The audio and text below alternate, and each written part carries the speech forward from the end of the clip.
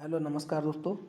मैं देवेंद्र कुमार आप सभी प्यारे मित्रों का MLID study point YouTube channel पर हार्दिक स्वागत करता हूं। दोस्तों आज मैं आपके सामने चतुर्थ सेमेस्टर DLED के पेपर नंबर 8 शांति शिक्षा के बहुविकल्पीय प्रश्नों को लेकर के आया हूं।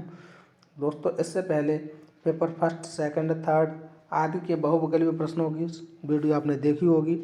आशा करता हूं कि आपको वो वीडियो पसंद आई होगी। उसी श्रृंखला को आगे बढ़ाते हुए शुरू करते हैं आज का वीडियो और देखते हैं पहला प्रश्न। तो दोस्तों पहला प्रश्न है, शांति शिक्षा के निहितार्थ हैं, मतलब शांति शिक्षा का क्या मतलब होता है, क्या अर्थ होता है। तो शांति शिक्षा का मतलब ये होता है कि लोगों को हिंसा का मार्ग चुनने के बजाय शांति का मार्ग चुनने में सशक्त बनाना, उन्हें शांति का उपभोक्ता बनने के बजाय उसका सर्जक बनाना। तो दोस्तों इसका सही जवाब हो जाएगा विकल्प नंबर सी, आ और बा दोनों। अगला प्रश्न, सामाजिक विकास के अंतर्गत प्रक्रियाएं हैं। तो सामाजिक विकास के अंतर्गत कौन कौन सी प्रक्रियाएं हैं। बालकों द्वारा सामाजिक रूप से अनुमोदित व्यवहार करना सीखना, ये है। अगला है अनुमोदित सामाजिक भूमिका करना, ये भी है। अगला है सामाजिक मनोवृत्ति का विकास।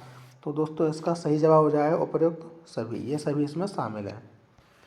अगला प्रश्न है 3 नंबर, व्यक्तित्व से अभिप्राय है। तो दोस्तों व्यक्तित्व से क्या अभिप्राय है। व्यक्तित्व की प्रकृति संगठनात्मक तथा गत्यात्मक है, ये बिल्कुल ठीक है। व्यक्तित्व में मनो तथा शारीरिक दोनों प्रकार के गुण समाहित होते हैं, ये भी ठीक है दोस्तों। और व्यक्तित्व वातावरण के साथ समायोजन के अभिलक्षित होता है, ये भी ठीक है। तो उसका सही जवाब हो जाएगा दोस्तों विकल्प नंबर डी, उपयुक्त सभी। अगला प्रश्न है, व्यक्तित्व को निखारने में बाधक तत्व हैं। तो दोस्तों व्यक्तित्व को निखारने में कौन से बाधक हैं। दूसरों को सम्मान न देना, इससे व्यक्तित्व खराब होता है, निखरता नहीं है। और दोस्तों गाली देना, ये भी गलत बात है। और बात बात में झगड़ा करना, ये भी गलत बात है। इसलिए इसका सही जवाब हो जाएगा विकल्प नंबर डी, उपयुक्त सभी। व्यक्तित्व को निखारने में ये बाधक तत्व होते हैं। व्यक्तित्व के गुण क्या हैं। तो दोस्तों व्यक्तित्व के गुण क्या हैं। ईमानदारी और कर्तव्य निष्ठा होनी चाहिए, सहयोग और परोपकार की भावना होनी चाहिए, सत्य बोलना चाहिए। तो दोस्तों इसका सही जवाब हो जाएगा उपयुक्त सभी, विकल्प नंबर डी। समाज के विभिन्न सदस्यों के बीच परस्पर होने वाली सामाजिक अंतरक्रिया के आधार क्या हैं। तो दोस्तों समाज के विभिन्न सदस्यों के बीच परस्पर होने वाली अंतरक्रिया के आधार हैं सहयोग और प्रतिस्पर्धा, संघर्ष एवं व्यवस्था, आत्मीकरण। तो दोस्तों इसका सही जवाब हो जाएगा उपयुक्त सभी। सारी शिक्षा शांति के लिए ही है, यह कथन किसका है। तो दोस्तों ये कथन मैडम मारिया मॉन्टेसरी का है। ये कहती हैं कि सारी शिक्षा शांति के लिए ही है।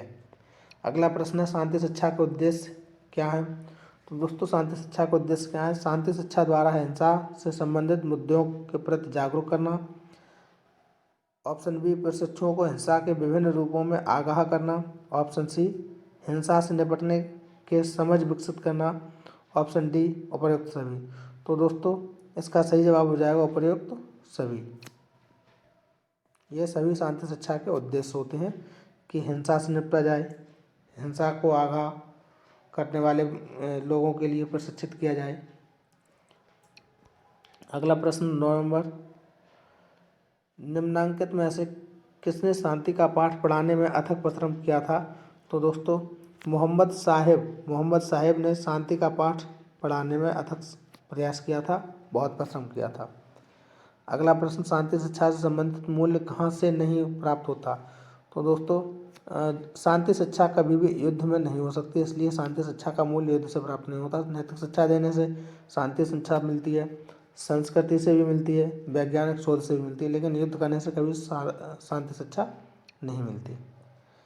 प्रश्न नंबर 11, निम्नलिखित में से कौन शांति शिक्षा का उद्देश्य नहीं है। तो दोस्तों शांति शिक्षा का उद्देश्य क्या नहीं है, हिंसा को अपनाना। शांति शिक्षा कभी ये नहीं कहती कि हिंसा को अपनाया जाए। अगला प्रश्न 12 नंबर, शांति की दृष्टि से निम्नांकित में से कौन सा गुण आवश्यक है। तो दोस्तों कौन सा गुण आवश्यक है। सबसे पहले भाईचारा आवश्यक है, अहम ग्रस्तता अहम नहीं होना चाहिए, स्वार्थपरता स्वार्थ की बात नहीं करनी चाहिए, परनिंदा दूसरों की निंदा भी नहीं करनी चाहिए। तो शांति की दृष्टि से सबसे अच्छा गुण है भाईचारा। अगला प्रश्न दोस्तों 13 नंबर, शांति शिक्षा की आवश्यकता का प्रतिपादन निम्नांकित में से किस कथन द्वारा नहीं होता है। तो दोस्तों देखते हैं, भावी पीढ़ी के लिए, समाज की समरसता के लिए, राष्ट्रों में मैत्री के लिए, प्राकृतिक संसाधनों के अंधाधुंध दोहन के लिए। तो दोस्तों ये अंधाधुंध दोहन जो होता है, इसके लिए शांति शिक्षा की आवश्यकता का प्रतिपादन नहीं है। अगला प्रश्न है, निम्नांकित में से कौन सा ज्ञान शांति शिक्षा में आवश्यक नहीं है। तो दोस्तों शांति शिक्षा में कौन सा ज्ञान आवश्यक नहीं है? न्याय आधारित विकास ये आवश्यक है, शांतिपूर्ण विकास भी आवश्यक है, शांति का प्रत्यय भी आवश्यक है, लेकिन विभिन्न देशों में व्यापार करना ये शांति शिक्षा में आवश्यक नहीं है।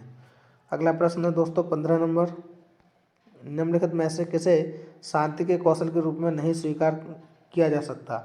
तो दोस्तों इसमें जो कृषि कार्य है उसे शांति के रूप में स्वीकार नहीं किया जा सकता। अगला प्रश्न 16 नंबर, निम्नलिखित में कौन शांति अवृत्ति नहीं है। तो दोस्तों कौन शांति अवृत्ति नहीं है? अहिंसा एवं करुणा, दूसरा है न्याय, तीसरा है मस्तिष्क का खुलापन, चौथा हिंसा व विवाद। तो दोस्तों कभी भी हिंसा और विवाद शांति में शामिल नहीं होते हैं।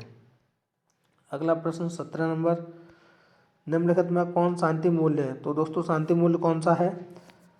बाह्य शांति की खोज, ये शांति मूल्य नहीं है। राष्ट्रीय विकास पर बल, विवादों का हिंसात्मक समाधान, दोस्तों सकारात्मक सोच, ये शांति मूल्य है। इसका सही जवाब हो जाएगा विकल्प नंबर डी। अगला प्रश्न 18 नंबर, किसके द्वारा प्रस्तुत व्यक्तित्व की परिभाषा आज सर्वमान्य है। तो दोस्तों ऑलपोर्ट महोदय के द्वारा दी गई व्यक्तित्व की परिभाषा आज सर्वमान्य है। निम्नलिखित कथनों में कौन सा कथन असत्य है। तो दोस्तों देखते हैं कथन कौन कौन से हैं। विलक्षणता व्यक्ति की विशेषता है, ये ठीक है। व्यक्तित्व के सभी गुण आनुवंशिक होते हैं, दोस्तों ये गलत है। व्यक्तित्व के कुछ गुण आनुवंशिक होते हैं और कुछ वातावरण से मिलते हैं। किससे दोस्तों? वातावरण से मिलते हैं। तो ये कथन गलत है, इसलिए इसका सही जवाब हो जाएगा विकल्प नंबर बी। ठीक है। अगला प्रश्न, अच्छी आदत डालने के लिए क्या नहीं करना चाहिए। अच्छी आदत डालने के लिए दोस्तों यदा कदा अभ्यास नहीं करना चाहिए, दृढ़ निश्चय और संकल्प तो करना चाहिए, नियमित जीवन, दंड और पुरस्कार, लेकिन यदा कदा मतलब कभी कभी अभ्यास नहीं करना चाहिए। जो भी करना है वो लगातार अभ्यास करना चाहिए। अगला प्रश्न है दोस्तों 21 नंबर, निम्नलिखित कथनों में से कौन सा कथन स्वजागरूक बालक की विशेषता बताता है। तो दोस्तों स्वजागरूक बालक की विशेषता क्या है? वह विद्यालय का सर्वोत्तम विद्यार्थी होता है, ऐसा जरूरी नहीं है। परिवार व पास पड़ोस में सभी उसे प्यार करते हैं, ऐसा भी जरूरी नहीं है। वह अपने व्यवहार के दूसरों पर पड़ने वाले प्रभाव को समझता है। तो दोस्तों ये इसका सही है कि बालक ये समझता है कि हम जो व्यवहार कर रहे हैं उसका दूसरों पर क्या प्रभाव पड़ेगा। ऐसे ये पता लगता है कि वह स्वयं के प्रति को लेकर के जागरूक है। अगला प्रश्न 22 नंबर, निम्नलिखित में से कौन सा गुण व्यक्तित्व के 5 गुणों में शामिल नहीं है। तो दोस्तों व्यक्तित्व के 5 गुणों में कौन शामिल नहीं है? सामाजिकता व्यक्तित्व के 5 गुणों में शामिल नहीं होता है। निम्नलिखित में कौन सा कथन सत्य है। तो दोस्तों कौन सा कथन सत्य है? स्वभाव जन्मजात होता है, ये सत्य है। स्वभाव एवं आदत दोनों जन्मजात होते हैं। आदत वातावरण से बनती है, जिस तरह के माहौल में हम रहेंगे वैसा हो जाता है। व्यक्तित्व वंश परंपरा एवं वातावरण का जोड़ है, दोस्तों जोड़ नहीं होता है, यह गुणनफल होता है।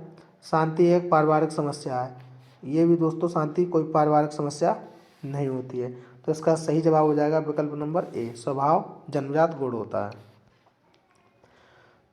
साथी समूह में बच्चा किसके प्रति अपने आप को उत्तरदायी समझता है। तो दोस्तों समूह में जो नेता होता है उसके प्रति अपने आप को उत्तरदायी समझता है। जब बच्चे खेलते हैं तो उनमें नेतृत्व की भावना आती है और सब बच्चे मिलकर के एक बच्चे को नेता बना देते हैं और सभी बच्चे उसके प्रति उत्तरदायी हो जाते हैं। अगला प्रश्न है 25 नंबर, बोध के विषय में कौन सा कथन सत्य नहीं है। तो दोस्तों बोध के विषय में देखते हैं, यह जटिल मानसिक प्रक्रिया है, ये तो गलत है। यह अर्जित योग्यता है, बोध अर्जित भी नहीं होता है। यह बाह्य जगत के बारे में ज्ञान प्राप्त करता है, यह भी गलत है। वह सामूहिक होता है, जो बोध होता है दोस्तों वो कैसा होता है? सामूहिक प्रक्रिया होती है, सामूहिक होता है। साथी संबंधों में विविधता के विषय में कौन सा कथन सत्य नहीं है। तो दोस्तों कौन सा कथन सत्य नहीं है? आपसी संबंध में लगाव की मजबूती, ये तो सही बात है। सामाजिक आर्थिक स्थिति, ये भी ठीक है। और जाति धर्म, ये भी ठीक है। लेकिन जीवन लक्ष्य की समानता, जीवन लक्ष्य की समानता, ये साथी संबंधों में विविधता के विषय में गलत होता है। आक्रामकता के विषय में कौन सा कथन सत्य है? दोस्तों आक्रामक के विषय में कौन सा सत्य है? इस पर लिंग का प्रभाव पड़ता है, इस पर लिंग का प्रभाव पड़ता है। दोस्तों आक्रामक होने पर ऐसा जरूरी नहीं कि लड़का हो या लड़की हो तो ये आक्रामक हो गए, ऐसा कुछ जरूरी नहीं होता है। शांति के लिए आक्रामकता आवश्यक है। दोस्तों शांति के लिए तो आक्रामक होना भी नहीं चाहिए। उसके बाद किशोरों का आक्रामक व्यवहार अशाब्दिक होता है। दोस्तों ये ठीक है, तो किशोर होते हैं उनका आक्रामक व्यवहार अशाब्दिक होता है। अगला प्रश्न 28 नंबर, निम्नांकित में से कौन सा कारक रसेल के अनुसार चरित्र का आधार नहीं है? तो दोस्तों जो नैतिकता है वो चरित्र का आधार नहीं है। निम्नलिखित में से कौन सी नैतिकता की विशेषता नहीं है? तो दोस्तों नैतिकता की विशेषता यश मान हित कल्याण करना, समूह के मानदंडों के अनुरूप व्यवहार करना। दोस्तों समूह के प्रति उत्तरदायी रहना चाहिए, सार्वजनिक कल्याण भी करना चाहिए, आंतरिक प्रेरणा भी देनी चाहिए। लेकिन जो इसका सही जवाब हो जाएगा विकल्प नंबर ए, यश मान हेतु कल्याण करना। अपने यश के लिए या अपना मान बढ़ाने के लिए कल्याण करना, ऐसी कोई नैतिकता नहीं होती है। प्रश्न नंबर 30, निम्नांकित में कौन समाज अनुकूल व्यवहार नहीं है? तो दोस्तों समाज अनुकूल व्यवहार कौन सा नहीं है? दूसरे का हित करना, ये तो समाज के अनुकूल है। पुरस्कार की इच्छा करना, दोस्तों ये समाज के अनुकूल नहीं है। यहाँ तो आप पुरस्कार के बदले में काम कर रहे हैं, ये समाज के लिए अनुकूल व्यवहार नहीं है। यातायात के नियमों का पालन करना, ये भी समाज के अनुकूल है। और स्वेच्छा से धन देना, ये भी समाज के अनुकूल है। लेकिन पुरस्कार की इच्छा करना ये समाज अनुकूल व्यवहार नहीं है। अगला प्रश्न है दोस्तों 31 नंबर, निम्नलिखित में से चरित्र के विकास के लिए क्या आवश्यक है? तो दोस्तों चरित्र के विकास के लिए सदाचार युक्त पर्यावरण आवश्यक है। जहाँ पर अच्छे लोग रहते होंगे वहाँ पर आपका चरित्र अच्छा विकसित होगा। अगला प्रश्न 32 नंबर, वाटसन ने व्यवहार के लिए किसको महत्वपूर्ण माना था? दोस्तों वाटसन ने व्यवहार के लिए उद्दीपन व अनुक्रिया दोनों को ही महत्वपूर्ण माना था। नए अनुबंधन का निर्माण होता है। दोस्तों नए अनुबंधन का निर्माण कब होता है? खोज से, प्रभाव के नियम से, अनुकूलन के नियम से, खोज एवं अनुकूलन के नियम से। तो दोस्तों नए अनुबंधन का जो निर्माण होता है वो अनुकूलन से होता है। अगला प्रश्न, निम्नलिखित में से कौन सी रणनीति परिवार द्वारा शांति के लिए निर्माणकारी व्यवहार हेतु नहीं अपनाई जाती? तो दोस्तों घर का वातावरण, बच्चे से व्यवहार, शिक्षा को महत्व देना, सामाजिक आर्थिक स्थिति में सुधार। दोस्तों सामाजिक आर्थिक स्थिति में सुधार से लेना देना बच्चे का कुछ नहीं होता है। 35 नंबर, अवांछित व्यवहार को हतोत्साहित करने के लिए शिक्षक को क्या नहीं करना चाहिए? तो दोस्तों माना कि बच्चा ठीक नहीं है, हम ये नहीं कह सकते कि बच्चा ठीक नहीं है। पुरस्कार का प्रयोग कर सकते हैं, निष्पक्ष रहना, ये तो ठीक बात है। ये नहीं कि अपना बच्चा है तो उसे वो गलती कर रहा है तब भी उसे कुछ नहीं कह रहे हैं, दूसरे का बच्चा है तो उसे मारे जा रहे हैं, ऐसा भी नहीं होना चाहिए। निष्पक्ष व्यवहार रहना चाहिए और नियमित दिनचर्या का पालन करना चाहिए। लेकिन हमें कभी भी बच्चा ठीक नहीं है ये कह करके हतोत्साहित नहीं करना चाहिए। अगला प्रश्न 36 नंबर, सकारात्मक व्यवहारिक सहायता या सहयोग के लिए शिक्षक को क्या करना चाहिए? सकारात्मक व्यवहारिक सहायता या सहयोग के लिए शिक्षक को क्या करना चाहिए? तो दोस्तों सभी छात्रों से एक ढंग से कार्य करवाना। दोस्तों ये तो संभव नहीं है, क्योंकि अगर कोई विकलांग छात्र है, कोई बधिर बालक है, तो उन सबसे एक जैसा कार्य कैसे हो सकता है? कठोर दंड देना ये तो शिक्षा में होना ही नहीं चाहिए। स्वतः पाठ्यक्रम का निर्माण, छोटे बच्चे पाठ्यक्रम का निर्माण नहीं कर सकते। तो दोस्तों इसका सही जवाब हो जाएगा व्यवहार के पर्याप्त विकल्प रखना। जैसा बच्चे व्यवहार करते हैं उसके अनुसार उनका काम देना और उसके अनुसार उनकी बुद्धि को टेस्ट करना। अगला प्रश्न 37 नंबर, निम्नलिखित क्रियाओं में कौन सी मौखिक हिंसा है? तो दोस्तों मारना तो हाथ पैर चलाएंगे, धक्का देना इसमें भी हाथ पैर चलाएंगे, सामाजिक बहिष्कार करेंगे तभी अलग किया जाएगा। लेकिन गालियाँ देना ये मौखिक हिंसा है, ये मुख्य द्वारा होता है। मीडिया की श्रेणियां हैं। तो दोस्तों मीडिया की श्रेणियां क्या हैं? लोक संचार माध्यम है, जनसंचार माध्यम है, मुद्रित माध्यम, प्रिंट मीडिया है। तो उसका सही जवाब हो जाएगा विकल्प नंबर डी, उपर्युक्त सभी। अगला प्रश्न है दोस्तों 39 नंबर, गांधी जी ने भारतीय दर्शन को विकसित किया। तो दोस्तों गांधी जी ने भारतीय दर्शन को किससे विकसित किया है? तत्व मीमांसा, नीति मीमांसा और समाज दर्शन। तो इसका सही जवाब हो जाएगा विकल्प नंबर डी, सभी के द्वारा गांधी जी ने भारतीय दर्शन को विकसित किया है। अगला प्रश्न दोस्तों 40 नंबर है, शिक्षा दर्शन का क्रियात्मक पक्ष है, यह दार्शनिक चिंतन का एक पहलू है। यह कथन किसका है? तो दोस्तों यह कथन जॉन एडम्स का, किसका है?